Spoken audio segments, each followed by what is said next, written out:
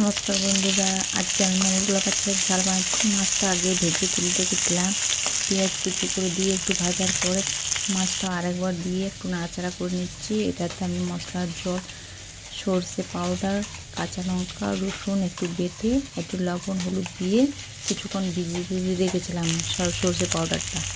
এটা ভাজা ভাজা হয়ে গেলে মশলার জলটা আমি দিয়ে দেবো, একটু নাড়াচাড়া করে নেব। আর আমি নুন হলুদ আগে মাছ ভাজার সময় দিয়েছিলাম, মশলার সাথে দিয়েছিলাম, তার জন্য আর দেবো না। একটু সর্ষের তেল একটু ছড়িয়ে দিলাম।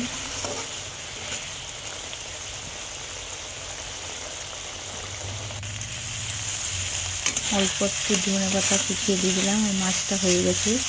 এরকমভাবে মুরগলা মাছের ঝাল বানিয়ে দেখো। একটা লাইক কমেন্ট করে দিও বন্ধুরা।